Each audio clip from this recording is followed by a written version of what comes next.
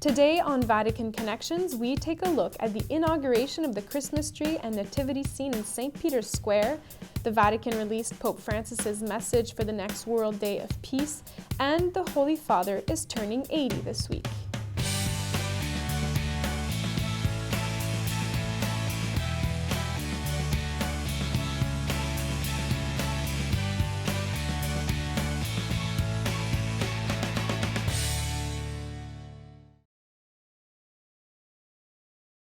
Hello, I'm Emily Callan, and welcome to this special episode of Vatican Connections, where we'll take a look at Christmas at the Vatican. But before we get into the spirit of Christmas, let's look at a few headlines from this past week.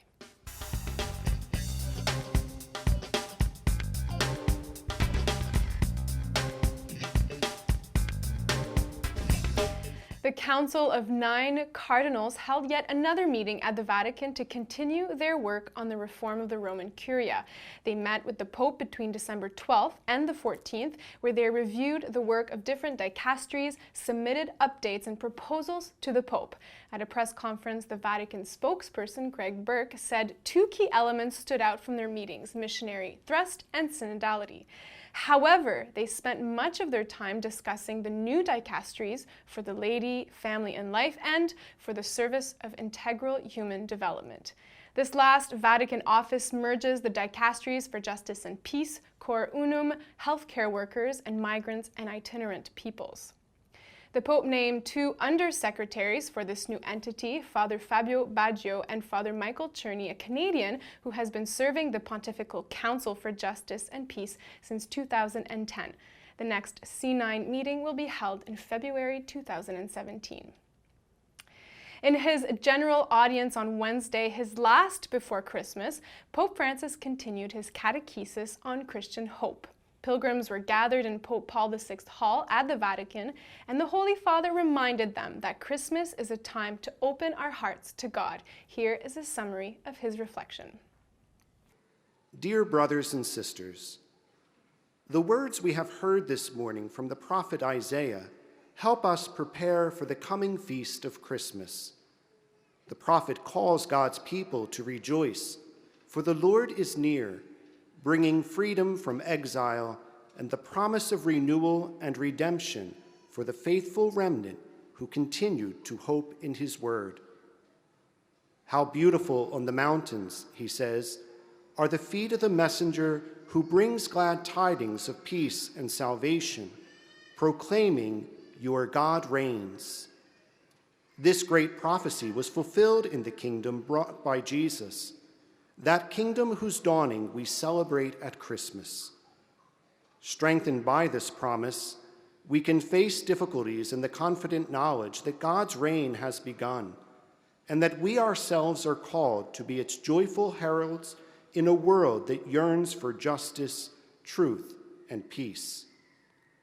This Christmas, may we open our hearts to the message of salvation brought by the Christ child, the Son of God, who shows his great power by embracing smallness, weakness, and poverty in order to draw near to each of us. At the general audience, many were already showing the Pope some affection for his upcoming birthday on Saturday, December the 17th, where Pope Francis is turning 80. The crowds even sang him happy birthday and cheered, to which the Pope replied this. Ringrazio a tutti voi gli auguri per il mio prossimo compleanno. Grazie tante.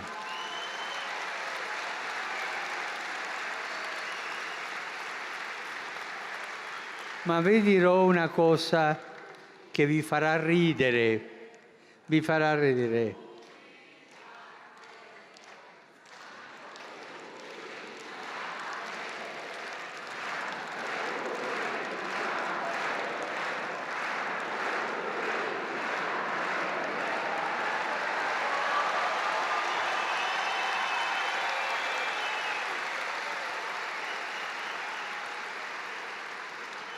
Ma vi dirò una cosa che vi farà ridere.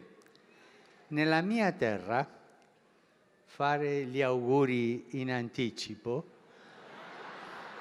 porta la gliela.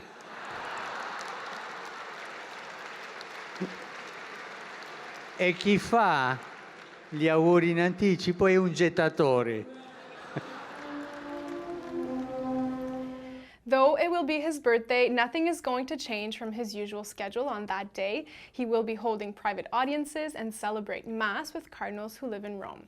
For those who'd like to send the Holy Father greetings for his anniversary, the Vatican has set up an email account in various languages, and in English the address is popefrancis80@vatican.va. A hashtag for social media has also been created, #Pontifex80. The announcement was made on Tuesday, which is the anniversary of the Pope's ordination to the priesthood.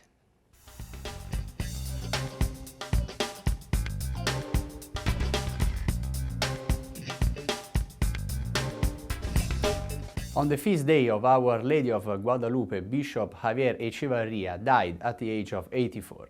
He was a bishop and second successor of Saint José María Escrivá de Balaguer, founder of Opus Dei. Monsignor Fernando Caris, vicar of the Prelature Auxiliary, was able to administer the last rites shortly before his death. The prelate was hospitalized on December 5th at Rome's Campus Biomedico because of a light lung infection. Echevarria was under antibiotic treatment to fight the infection, but the clinical situation became more complicated in the last hours, causing a respiratory failure which caused the death. In a telegram of condolences, Pope Francis expressed his spiritual closeness to the members of Opus Dei, and he recalled the loving service of the Bishop Echevarria to the Church. The Holy Father said, "I wish to convey to you and all members of his prelature my most heartfelt condolences, at the same time uniting with you in your gratitude to God for his paternal and generous witness of priestly and episcopal life. The example of Saint José María Escrivá and Blessed Álvaro del Portillo, whom he succeeded in leading all this family, giving his life in a constant service of love to the Church and to souls." The pontiff continued saying, "I raise to the Lord a fervent prayer for the repose of this faithful servant of his, that he welcomes him in his eternal joy, and he commends him with affection to the protection of our Mother, Our Lady of Guadalupe, on whose feast day he gave his soul to God." With these sentiments, and as a sign of faith and hope in the risen Christ, I impart to all the comfort of my apostolic blessing. Bishop Echevarria was born in Madrid in 1932, where he met Saint José María, and he was his secretary from 1953 to 1975. In 1994, he was elected prelate of Opus Dei, and he was ordained bishop by John Paul II on January 6, 1995, in St. Peter's Basilica. Bishop Echevarria was also Chancellor of the Pontifical University of the Holy Cross. As the right of the prelature establishes, the institution's leadership is for now entrusted to the auxiliary and vicar generals. According to the statutes, in 1 month they must hold an electoral congress to elect the new prelate.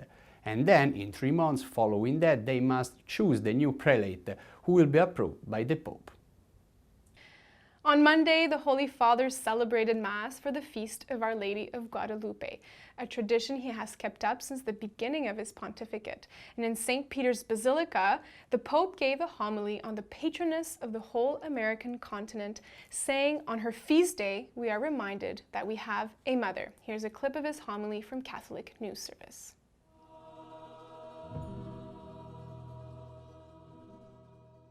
Celebrar la memoria de María es celebrar que nosotros, al igual que ella, estamos invitados a salir e ir al encuentro de los demás con su misma mirada, con sus mismas entrañas de misericordia, con sus mismos gestos. Su presencia nos lleva a la reconciliación, dándonos fuerzas para generar lazos en nuestra bendita tierra latinoamericana, diciéndole sí a la vida y no a todo tipo de indiferencia, de exclusión, de descarte de pueblos o personas. Roguemos a Dios por nuestros hermanos hispanos y por los migrantes de nuestras tierras, para que sea reconocida y custodiada su dignidad. On Tuesday, the Pope's message for the next World Day of Prayer for Peace was released, which is marked every year on January 1st. The 50th message is titled "Non-Violence, a Style of Politics for Peace."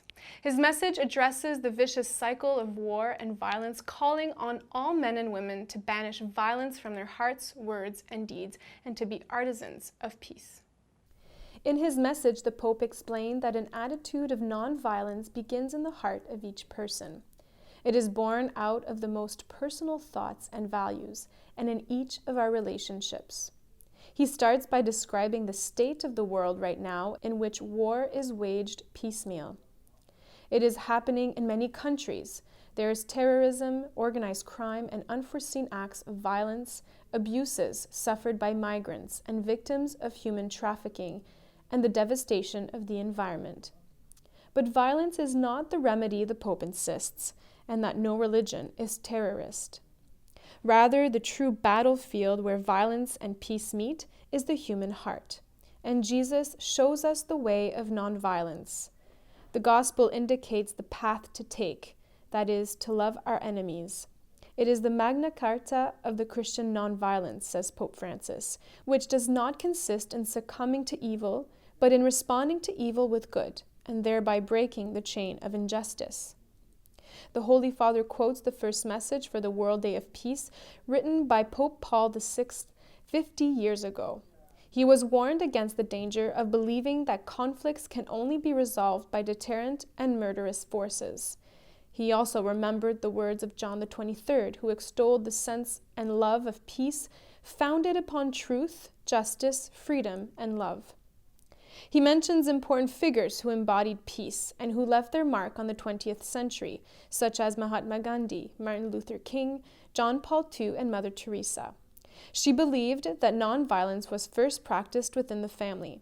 She said that we only need to get together and love one another to overcome all the evil that is in the world. The Pope recalls Amoris Laetitia, family is the indispensable crucible in which spouses, parents, and children, brothers and sisters, learn to resolve conflicts not by force but by dialogue, respect, concern for one another, mercy, and forgiveness. He comes back to the Jubilee Year of Mercy, which encouraged each one of us to look deeply within and to allow God's mercy to enter there. Finally, the Holy Father tells us that all are responsible of advancing peace on every level of society, while challenging political and religious leaders, CEOs, and media representatives, and pledges the assistance of the Church in every effort to build peace through active and creative nonviolence, with the help of the new dicastery for promoting integral human development, which will be officially inaugurated on January 1st, 2017.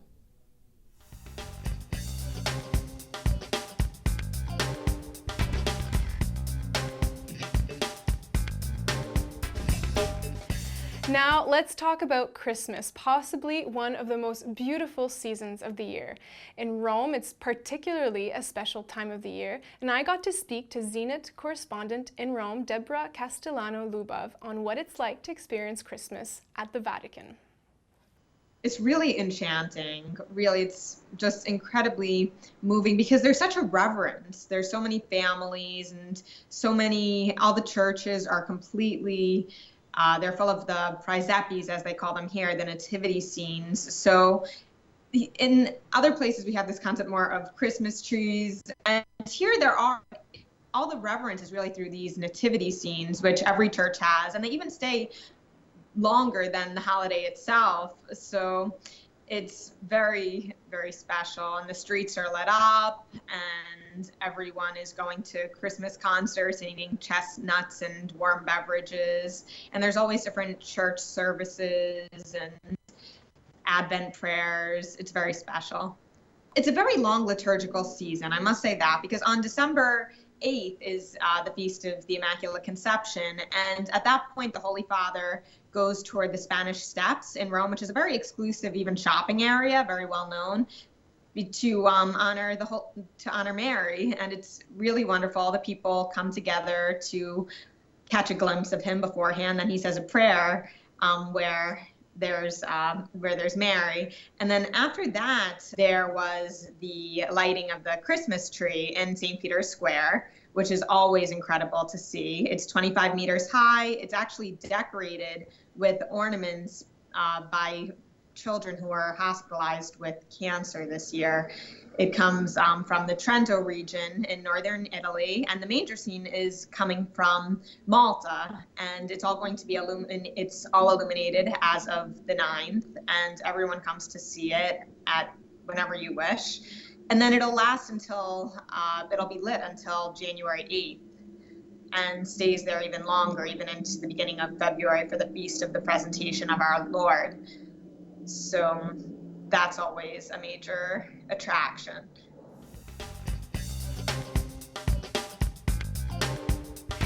Deborah spoke of the Christmas tree and nativity scene in St. Peter's Square, and they were inaugurated last weekend at the Vatican. And in this next video, the artist behind the nativity scene explains its significance.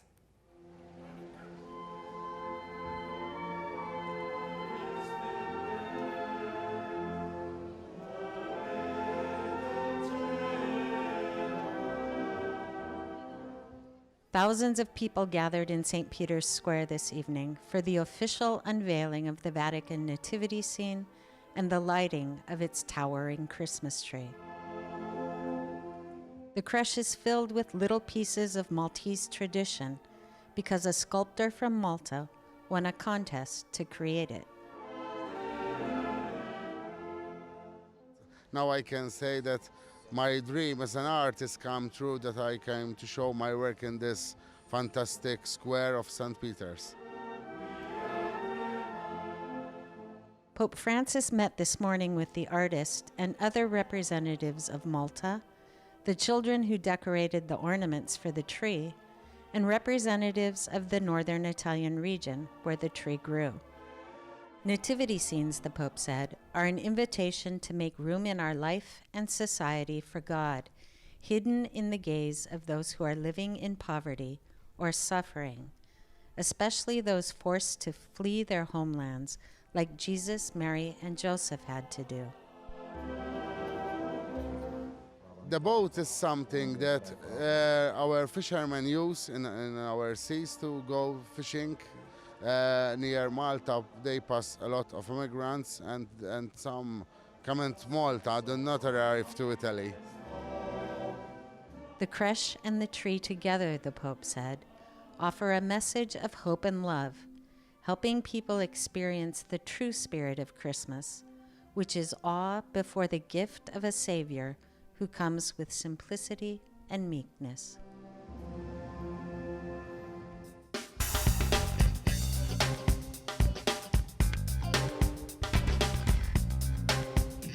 Did you know? The nativity scene can be traced back to the 13th century and St. Francis of Assisi.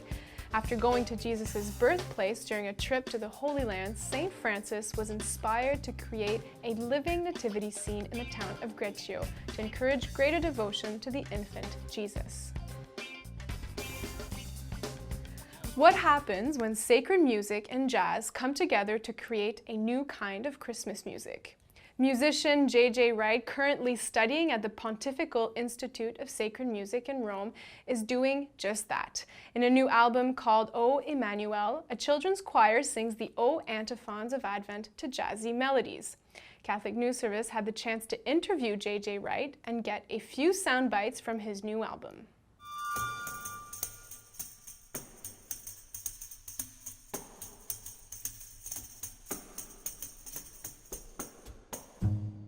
So the idea really about O Emmanuel is that it's a sacred music album, and it's based on the O antiphon. So it's an album for Advent and Christmas.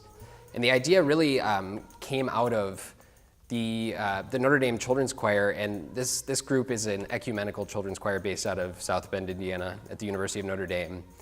And their mission is that if they can educate children in sacred music from the earliest age, then they're really ensuring that the next generation of the church is going to be competent both as musicians and leaders in the church.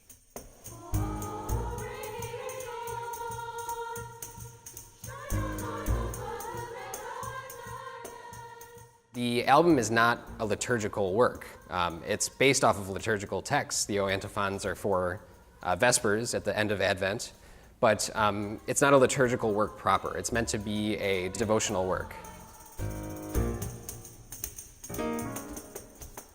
I think in this season of Advent, one of the things that often happens is that people lose track of the fact that it is Advent. You know, everywhere after Thanksgiving, it's just Christmas, Christmas, Christmas. And one of my hopes for this piece was that it would help people engage in a different way with Advent and really maybe use the music as more of a meditative way to prepare for Christmas.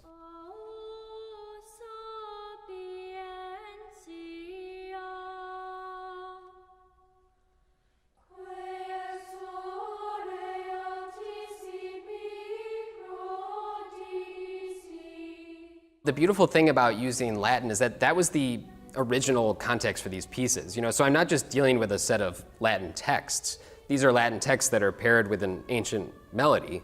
And the way that the words were composed with the music is essential to really understand this piece of music as it was.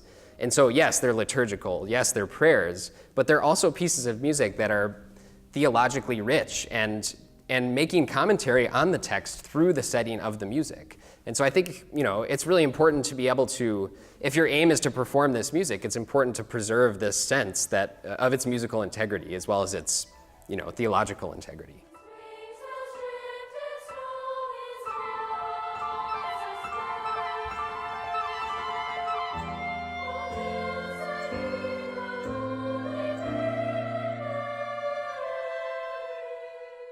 After the Second Vatican Council, we had a massive sort of influx of new music in English.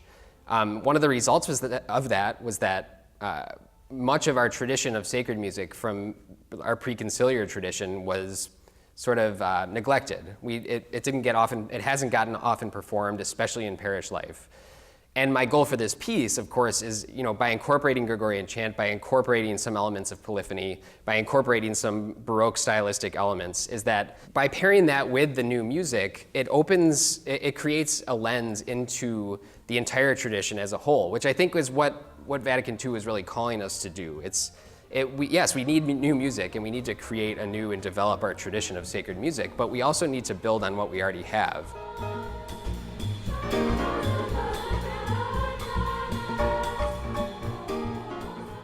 So I'm currently in Rome, and I'm studying at the Pontifical Institute of Sacred Music and interning with the Sistine Chapel Choir.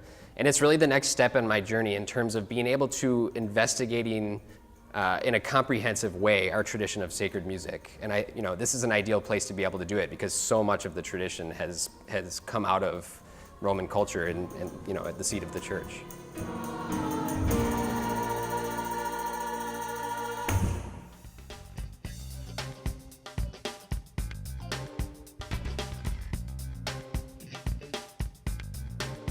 From December 13th, today I would like each of us to reflect on his and her own past and the gifts received from the Lord. Finally, last week, a video of the Holy Father circulated on social media where he is wishing a Merry Christmas in sign language to the deaf and hearing impaired. He is asking for prayers and offers them his blessing.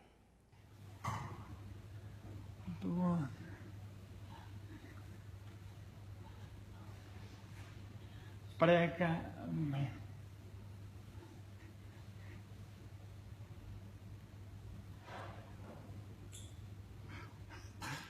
If you have any questions, please send them via Vatican Connections Twitter page at Vatican Connections. I'll be happy to answer them on our next episode. And that's all for tonight. Thanks for watching. I'll see you next week, and I hope you're having a blessed Advent.